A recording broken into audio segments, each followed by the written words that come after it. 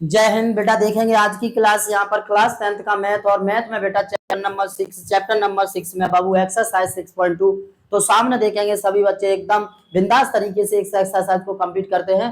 देखते हैं आज इस एक्सरसाइज को। देखिए एक बात और, इस एक्सरसाइज का बेटा मैं बेसिक इंट्रोडक्शन कंप्लीट करा चुका हूँ, जो कि मेरे इससे पहले की वीडियो में सभी में पढ़ा हुआ है। आप वीडियोज को सीक्वेंस से देख लीजिए, जिससे आपको प्रॉपर तरीके से ये जो मैं देने जा रहा हूँ ये वाली भी आपको आराम से आ सके। ठीक है, तो आराम से समझ में आएगी। आप वीडियोज को सीक्वेंस से ही देखा करें, जिससे कि आगे नई वीडियो आने में कोई आने वाली जो न्यू वीडियो है उसे देखने में कोई समस्या ना हो, और उसमें जो भी कराया जा रहा है उसे समझने में कोई प्रॉब्लम ना हो। तो बेटा मेरा बस कहना यही होगा, जितना भी वीडियोज में दे रहा हूं उसे प्रॉपर तरीके से सीक्वेंस से देखे, तब जाके आपका पूरा 2D पॉइंट आएगा। तो चलिए आज की क्लास को स्टार्ट करते हैं बेटा। 6.2 में आज का हमारा पार्ट कौन सा है बेटा जी? 3। पार्ट नंबर 3 को देखते हैं ध्यान से, नजर सामने होनी चाहिए सभी बच्चों की। पार्ट 3 में एक्सरसाइज के क्वेश्चन को सॉल्व करेंगे और देखेंगे आज जितना भी एक्सरसाइज देखेंगे यहाँ पर एक्सरसाइज 6.2 और 6.2 का पहला क्वेश्चन क्या कह रहा है माय डियर? तो आकृति 6.17 1 और 2 में यहाँ पर यह आकृतियां दी रखी हैं। डीई समांतर है बीसी के और एई यहाँ पर आपको दिख रहा है। तो इसमें बेटा एई और ईसी और एडी की वैल्यू फाइंड करनी है। तो नजर सामने होनी चाहिए। किस प्रकार करेंगे बेटा? देखिए मैं पहले का पहला आपको खंड करा रहा हूं, दूसरा अपने आप करेंगे एकदम बड़े प्यार से। चलिए एक्सरसाइज 6.2 का बेटा क्वेश्चन नंबर है पहला, नजर सामने होनी चाहिए सभी की बेटवा। पहले का पहला तो चित्र क्या है? देखिए कुछ ये है, यहाँ पर ये ट्रिंगल है,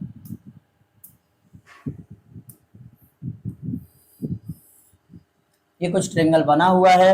ठीक है, सामने जैसा चित्र बना है वैसा चित्र बना लेते हैं कुछ इस तरह। और यहाँ पर बेटा ये पॉइंट ए है, ये पॉइंट बी है, ये पॉइंट सी, डी और ई।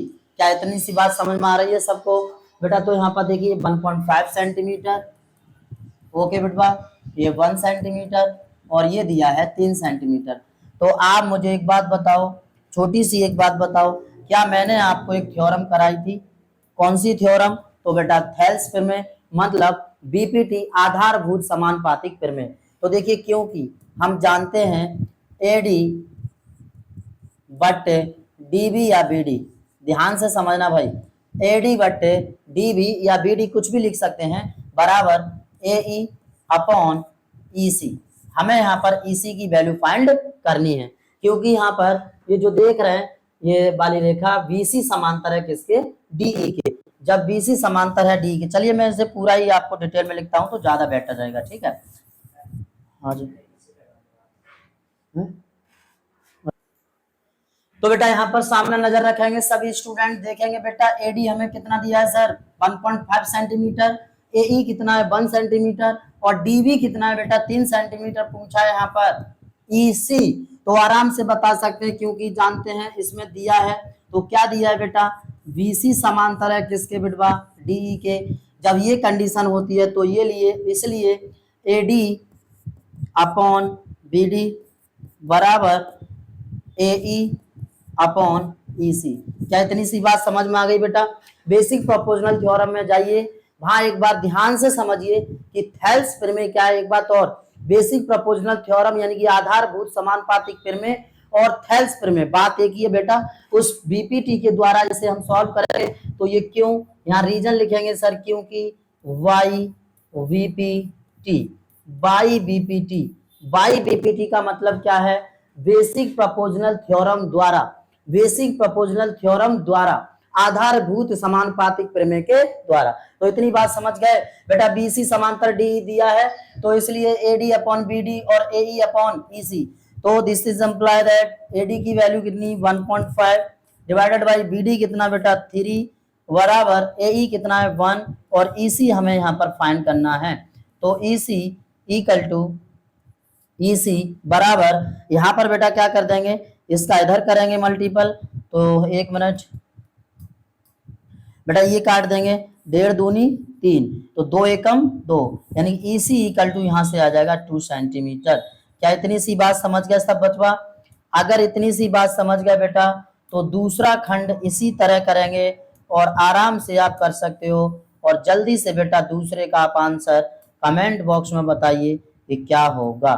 ठीक है, जल्दी से आप बता सकते हैं। ओके, तो बेटा इस क्वेश्चन को जल्दी से नोट कर लेंगे या फिर स्क्रीनशॉट ले लेंगे। चलिए अब हम नेक्स्ट क्वेश्चन की ओर बढ़ते हैं। नेक्स्ट क्वेश्चन बेटवा कितना है, पहले का दूसरा। देखिए सेम आकृति है, थोड़ा ऊपर नीचे है, वो कुछ माइंड नहीं करना है। यहाँ पर एडी पूछा है, एडी बट्टे बीडी बराबर एई बट्टे ईसी। यहाँ पर एई का मान दिया है 1.8 सेंटीमीटर, ईसी का दिया है बेटा 5.4 सेंटीमीटर, एडी हमें निकालना है और बीडी का दिया है 7.2 सेंटीमीटर। ठीक है, इसी तरह दूसरा पार्ट मुझे आप कमेंट बॉक्स में करके बताओगे इसका आंसर की क्या आ रहा है। सही है, चलिए अब हम नेक्स्ट क्वेश्चन की ओर बढ़ते हैं और क्वेश्चन है हमारा बेटा दूसरा क्वेश्चन है। दूसरा क्वेश्चन क्या कह रहा है, देखिए ध्यान से।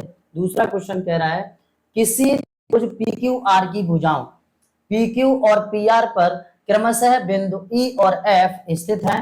निम्नलिखित में से प्रत्येक स्थिति के लिए बताइए क्या EF समांतर होगा QR के। तो आराम से बता सकते हैं सर। यहाँ पर देखिए पहला खंड, दूसरा खंड, तीसरा खंड, ये 3-4 खंड आपको दिया हुआ है और तीनों खंड से हमें ये बताना है। सबसे पहले एक चित्र बनाना है, मतलब त्रिभुज, जो कि ये मैं आपको यहाँ पर बना के दिखा रहा हूँ, नजर सामने होनी चाहिए सभी बच्चों की। देखिए ये कह रहा है कि एक त्रिभुज है PQR कुछ इस तरह एक ट्रिंगल है। ठीक है,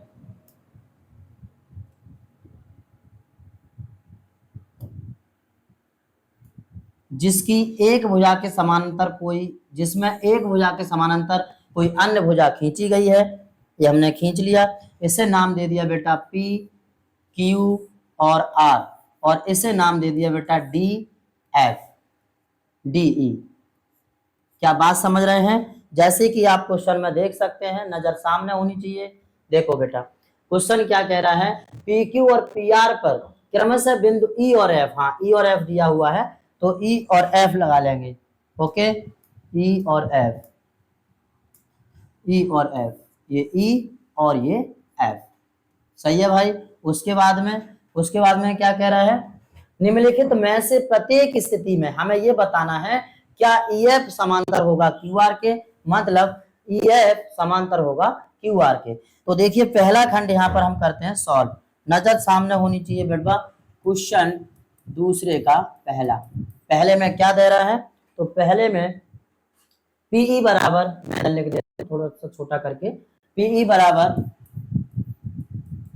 3.9 सेंटीमीटर और EQ बराबर 3 सेंटीमीटर और PF बराबर कितना दिया है बेटा 3.6 सेंटीमीटर। हमें FR बराबर दिया है 2.4 सेंटीमीटर। ओके, यानी कि PE बराबर 3.9 सेंटीमीटर, EQ बराबर 3 सेंटीमीटर, PF बराबर 3.6 सेंटीमीटर और FR दिया है 2.4 सेंटीमीटर। सही है यहाँ तक। चलिए अब हम जानते हैं क्योंकि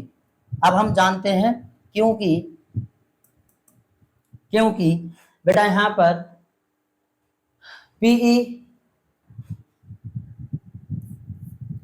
PE अपॉन कितना होगा बेटा EQ, PE अपॉन EQ।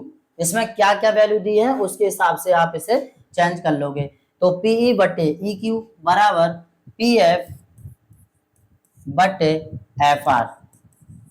यहाँ तक क्लियर? ये कहाँ से आया तो आप बताएंगे रीजन के साथ, क्योंकि वाई बीपीटी का मतलब बेसिक प्रोपोर्शनल थ्योरम। ठीक है, इसलिए पीई की वैल्यू रखिए कितना है बेटा 3.9 सेंटीमीटर, वाई EQ कितना है 3 बराबर PF कितना है 3.6 और बटे FR कितना है 2.4।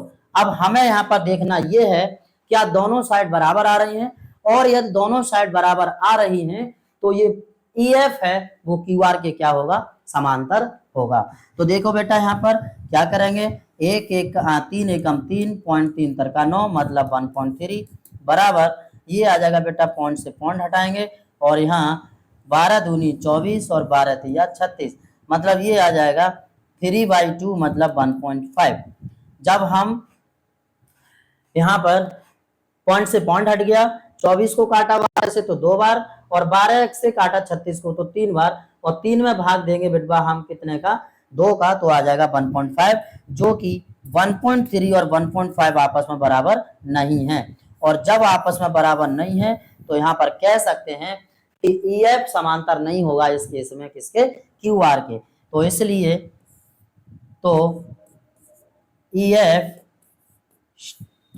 Does not parallel to QR। क्या इतनी सी बात समझ गए मेरे स्टूडेंट?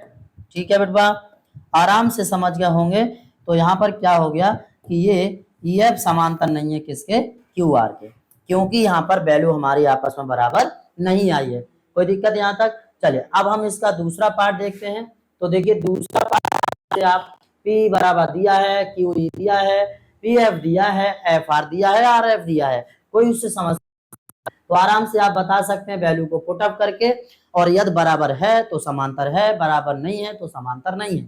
ठीक है, अब नेक्स्ट देखेंगे हम क्वेश्चन नंबर तीसरा। इसी तरह बेटा आपको तीसरा, ये खंड पहला हमने करा दिया, खंड दूसरा, खंड तीसरा, ये तीनों आपको 2 क्वेश्चन है, मतलब दूसरे के 2 क्वेश्चन रह गए हैं, वो आपको मुझे करके बताने हैं। ठीक है, तो जल्दी से बताएंगे और इनका आंसर कमेंट बॉक्स में कि कितना आएगा, ये समांतर है या नहीं है।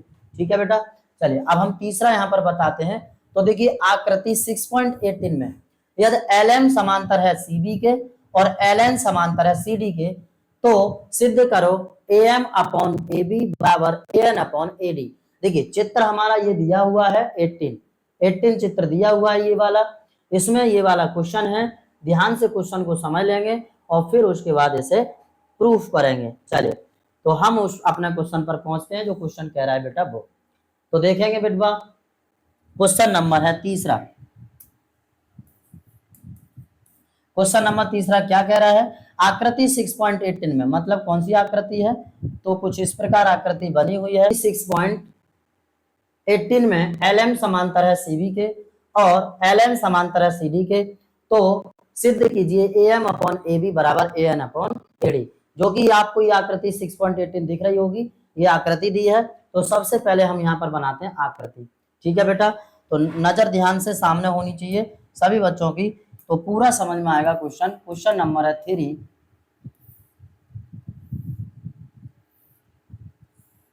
कुछ आकृति ये दी हुई है।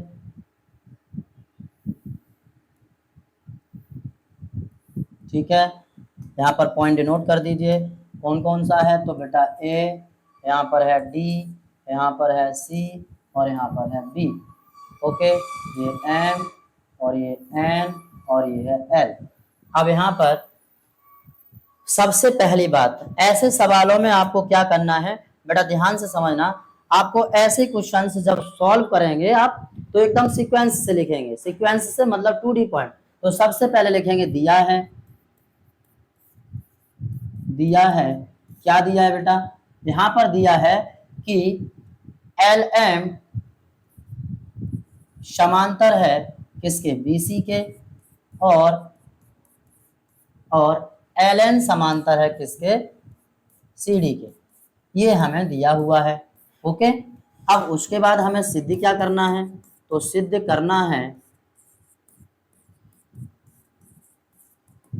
सबसे पहले लिख लिया गिवन दैट, फिर उसके बाद लिखेंगे टू प्रूव दैट, मतलब सिद्ध करना है।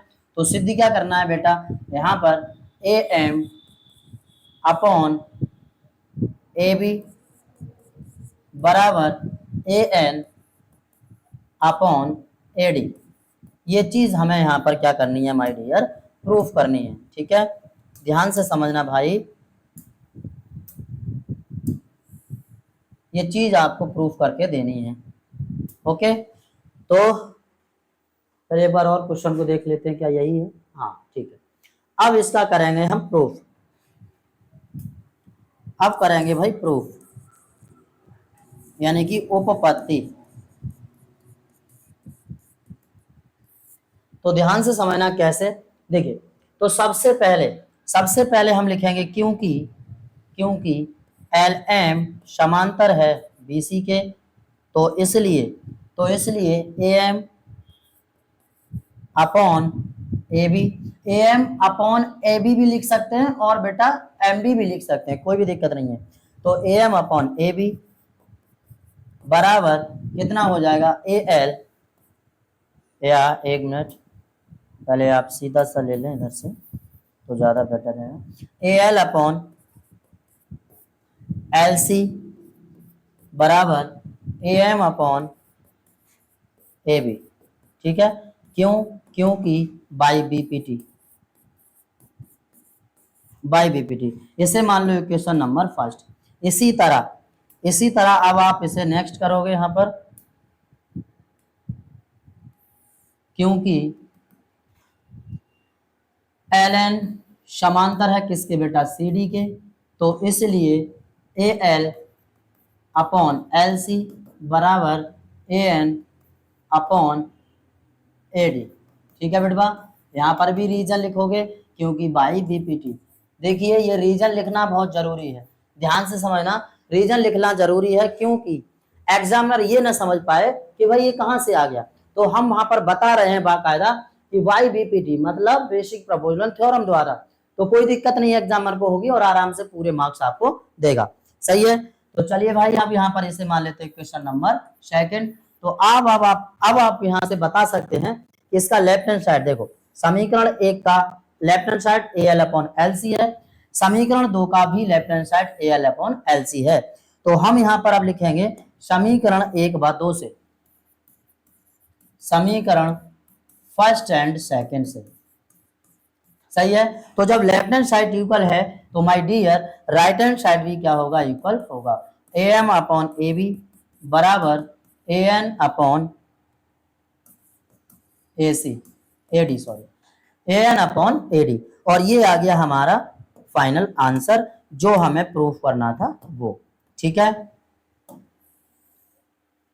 ये हो गया यहां पर प्रूफ।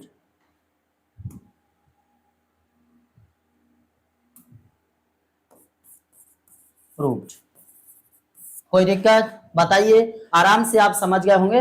जल्दी से इसका एक स्क्रीनशॉट लीजिए, आगे बढ़ते हैं।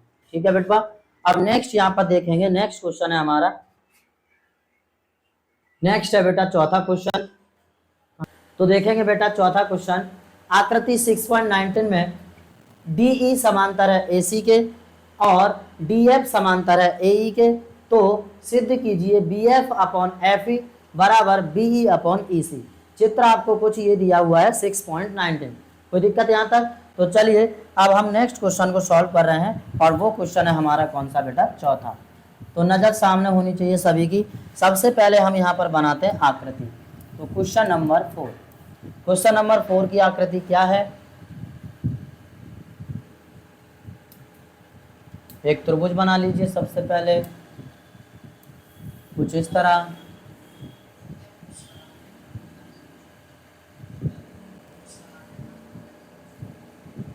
ठीक है, और यहां से एक लाइन ड्रॉ कर दीजिए।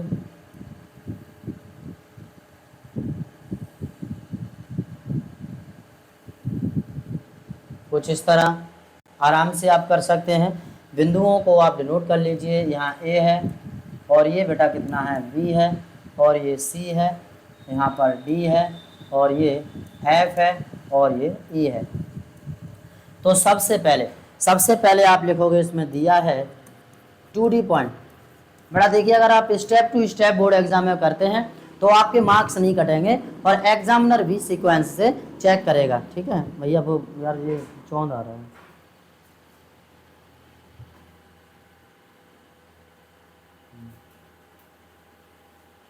सही है, कोई दिक्कत नहीं है उधर।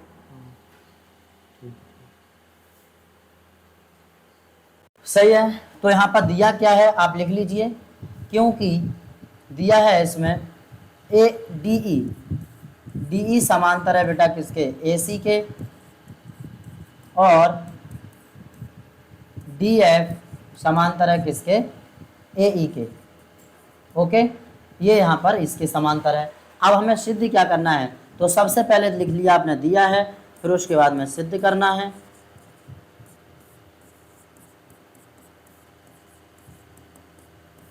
क्या सिद्ध करना है बेटा, वी एफ बटे एफ ई बराबर बी ई अपॉन ई सी।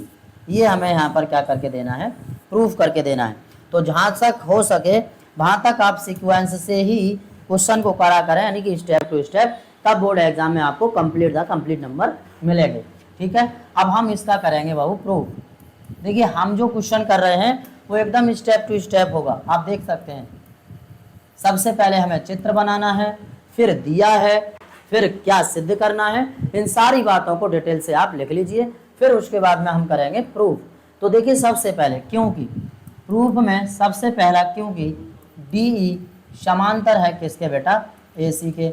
जब डी समांतर है ए सी के, मतलब डी समांतर ए सी के है, तो यहाँ पर हो जाएगा बी डी।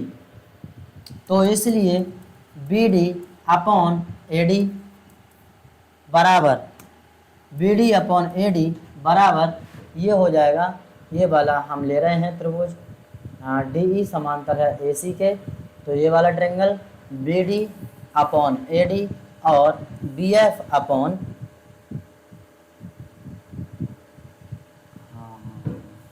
ई एफ। हाँ ठीक है, ए ई के है, ए ई तो वो है, ठीक है। तो ये आ जाएगा एफ ई। ओके, तो यहाँ पर क्योंकि B D upon A D बराबर B F upon E F, और इसे मान लेंगे, पहले आप ये लिखोगे क्योंकि by B P T, by B P T, और तब मानोगे समीकरण नंबर 1। इसी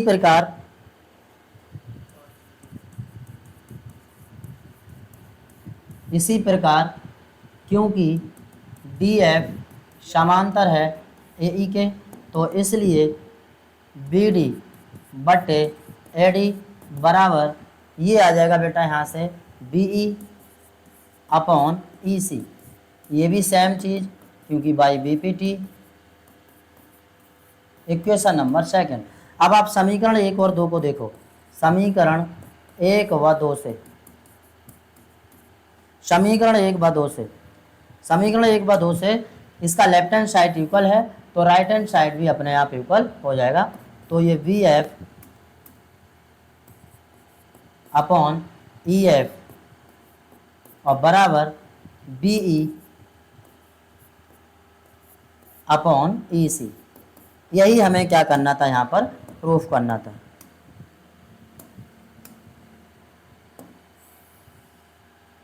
कोई दिक्कत? आराम से आप समझ गए होंगे कि किस प्रकार ऐसे सवालों को प्रूव करते हैं। तो जल्दी से इसे नोट कर लीजिए या फिर स्क्रीनशॉट ले लीजिए। आगे बढ़ते हैं, हम जाएंगे हम क्वेश्चन नंबर 5। क्वेश्चन नंबर 5 क्या कह रहा है, आकृति 6.20 में डी समांतर है ओ क्यू के और डी एफ समांतर है ओ आर के, तो दर्शाइए ई एफ समांतर हो क्यू आर के। तो देखिए आराम से आपको इसी तरह क्वेश्चन ये करना है, बड़े प्यार से आप कर सकते हैं। कैसे? तो चलिए क्वेश्चन को हम स्टार्ट कराते हैं। क्वेश्चन नंबर है 5, नज़र सामने होनी चाहिए सभी बच्चों की। तो बेटा क्वेश्चन नंबर 5, सबसे पहले आप इसका चित्र बनाइए।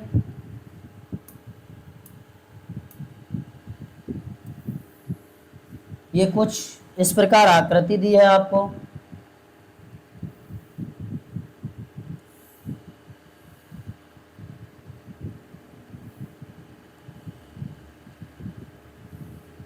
ठीक है, कुछ इस प्रकार आकृति दी है।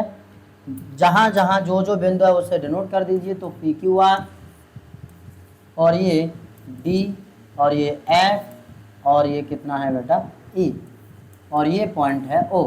ठीक है, यहाँ तक चित्र हमने बना लिया। अब सबसे पहले अब आप लिखोगे यहाँ पर दिया है, तो दिया है, क्या दिया है आप यहाँ पर लिख सकते हैं डी, जो उसमें क्वेश्चन में दिया है बेटा ना, डी समांतर हो ओ क्यू के है, और डी समांतर है ओ क्यू के, और डी एफ समांतर है ओ आर के।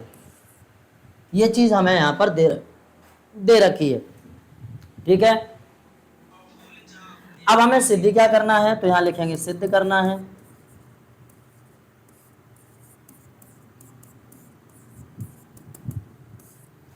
सिद्ध करना है ई एफ समांतर है क्यू आर के।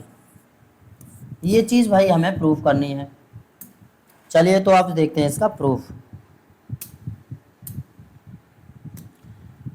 तो प्रूफ करने के लिए अब हम क्या करेंगे,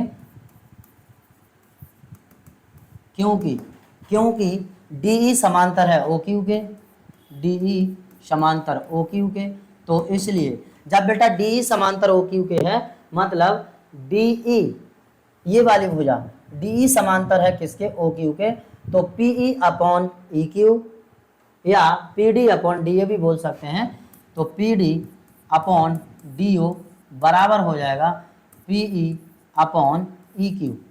ओके, कोई दिक्कत यहाँ तक? ये हमने कैसे किया, तो बाई BPT। सेम आपको दिख रहा है भाई, प्रत्येक क्वेश्चन में आधारभूत समानुपातिक प्रमेय का ही यूज हो रहा है, ठीक है। इसी प्रकार इसे हम पहले समीकरण 1 मान लेंगे, फिर इसी प्रकार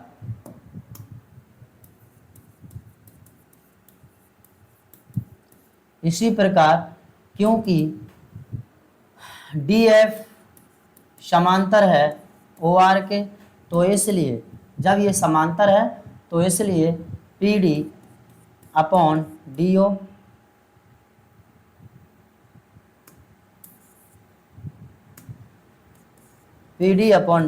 बराबर कितना है बेटा यहाँ पर, PF बट्टे FR। ये भी सेम रीजन, तो क्योंकि by BPT basic proportional theorem द्वारा, और ये हमने मान लिया इक्वेशन नंबर फर्स्ट। अब आप आराम से यहाँ पर लिख सकते हैं कि समीकरण 1 व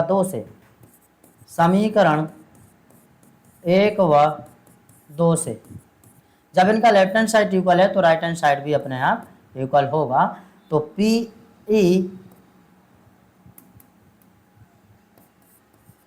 बराबर PE बट्टे EQ बराबर PF बट्टे FR।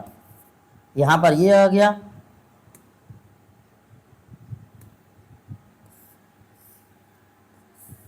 जब ये आ गया इतना, तो बताइए आप लोग, जब बेटा PE अपॉन EQ और PF अपॉन FR जब ये कंडीशन होती है मतलब इन भुजाओं का अनुपात इन भुजाओं के अनुपात के बराबर है, तो इसका मतलब ये है कि ये वाली भुजा जो होगी वो इस वाली भुजा के क्या होगी, समांतर होगी। तो यहाँ पर लिख सकते हैं क्योंकि, ध्यान से समझेंगे, क्योंकि PE अपॉन EQ बराबर है PF अपॉन FR के, तो इसलिए QR या EF समांतर होगा किसके, QR के। क्यों, तो रीजन के साथ लिखोगे आप यहाँ पर, क्योंकि तो रीजन के साथ लिखेंगे Y कन्वर्जेंट ऑफ VPT मतलब आधारभूत समानुपातिक प्रमेय के विलोम द्वारा, तो Y कन्वर्जेंट ऑफ VPT मतलब आधारभूत समानुपातिक प्रमेय के विलोम द्वारा, ये हम यहाँ से प्रूफ कर सकते हैं कि ये EF समांतर होगा किसके, QR के। कोई दिक्कत यहाँ तक? जल्दी से इसका एक स्क्रीनशॉट लीजिए। बस आज के लिए बेटा मैं इतना ही कराऊंगा, इससे आगे नेक्स्ट क्लास लेके आऊंगा। आगे के क्वेश्चन नंबर बेटा यहाँ पर देख रहे हैं, आज मैंने क्वेश्चन 5 तक कराए, आगे मैं 6 से क्वेश्चन नंबर 6 और 7, 8, 9, 10, फिर ये जितने 5 क्वेश्चन रह जाएंगे इस एक्सरसाइज में, आधी एक्सरसाइज को नेक्स्ट वीडियो में कंप्लीट करेंगे। आज हमने आधी एक्सरसाइज को कवर कर लिया, ठीक है। आज इतना ही। सभी बच्चे एकदम आराम से, ध्यान से, मन लगा के पढ़ाई करते रहेंगे एकदम जी जान से, जिससे बोर्ड एग्जाम में आप अच्छी से अच्छी % बना सकें और 95+ क्रॉस जा सकें। तो चलिए आज का इतना जो मैंने कराया है इसे पूरा आप रिवाइज कर लेंगे अच्छी तरह से, और वीडियो को लाइक कर देंगे, प्लीज़ चैनल को सब्सक्राइब कर देंगे, और अपने दोस्तों को भी वीडियो शेयर कर देंगे, आपके दोस्त भी बहुत अच्छी तरीके से पढ़ाई कर पाएँ आपके साथ।